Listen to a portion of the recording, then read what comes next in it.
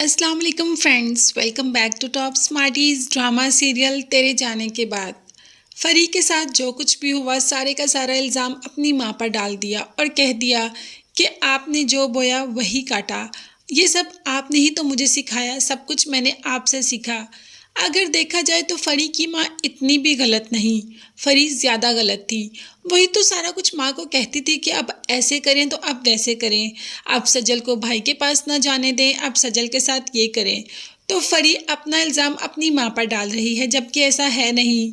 माँ तो अशर का जब बच्चा होने वाला था तब भी बहुत ज़्यादा खुश थी, मगर फरी ने ही कहा कि जब बच्चा आ जाएगा तो आपका पैसा तो बढ़ जाएगा।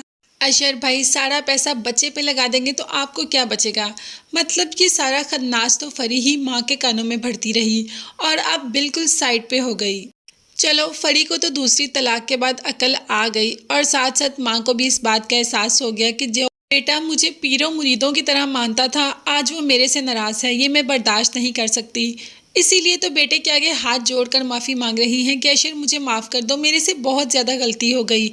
मगर अशर अब तो माँ को माफ़ भी नहीं कर सकता और कह दिया कि आप लोगों ने जो कुछ मेरे साथ किया है ना, वो तो मैं किसी को बता भी नहीं सकता। मैं क्या कहूँ कि मेरी अपनी माँ और अपनी ही बहन ने मेरा घर उजाड़ कर रख दिया।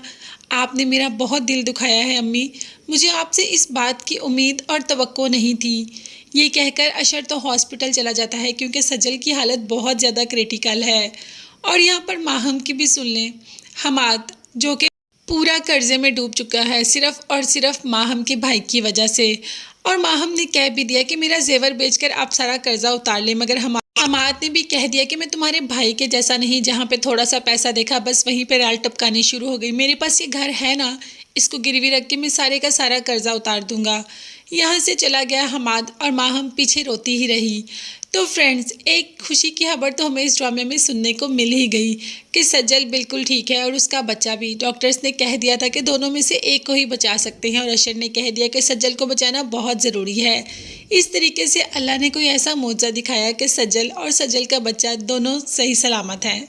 अब अशर जैसे ही कमरे में जाता है तो सज्जल कह देती है कि आप चले जाइए यहाँ से, मुझे ना आपसे मिलना है और ना ही आपसे बात करनी है। इसके बाद अशर घर आ जाता है, मगर सज्जल का इधर भी यही जवाब होता है कि आप चले जाएं, ना आप अच्छे शौहर बन पाए, कम से कम अच्छे बाप तो बन जाते। अपने बच्चे को उस हालत में छोड़कर चले गए। मेरी तबीयत इतनी ख़राब थी और आप मुझे ही बदचलन कहकर चले गए। ये भी नहीं सोचा कि मैं आपके बच्चे की माँ बनने वाली हूँ। आप ये भी तो सोच सकते थे कि बच्चे पर कितना बुरा असर पड़ेगा। और देखा, मौत के मुंह से निकाल के भेजा अल्लाह ने उसे। आपने बहुत ज़्यादती की मेरे साथ, मैं अपने ऊपर की हुई हर ज़्यादती माफ़ कर सकती हूँ, मगर अपने बच्चे के साथ की गई ज़्यादती बिल्कुल भी माफ़ नहीं करूँगी। आप बिल्कुल भी अच्छे बाप नहीं हैं, चले जाएं यहाँ से। मुझे आप जैसे इंसान के साथ बिल्कुल भी नहीं रहना, जिसको मेरी वफा की कदर ही ना हो, जो मुझ पर यकीन ही ना करता हो। आप जाएं। अशर अब क्या कह सकता था, वो जानता था कि गलती उसी की है, इसीलिए वहाँ से चला जाता है। तो क्या हमें लास्ट में इन दोनों को अलग-अलग देखने को मिलेगा, मतलब सज्जल अपने घर और अशर अपने घर? तो देखते हैं कि ये ड्रामा आगे हमें क्या रंग दिखाता है और आगे इस ड्रामे में क्या नया होने वाला है। ये सब देखने और जानने के लिए चैनल को ज़रूर सब्सक्राइब कीजिएगा। अपना बहुत ज़्यादा ख्याल रखिएगा और जाते जाते बेल आइकन लास्ट में प्रेस कर दे ताकि हर नई आने वाली वीडियो आप तक बआसानी पहुँच सके। अपना बहुत ज़्यादा ख्याल रखिएगा और मुझे अपनी कीमती दुआ में याद रखिएगा। नेक्स्ट वीडियोज़ तक के लिए अल्लाह हाफिज़, bye bye and take care.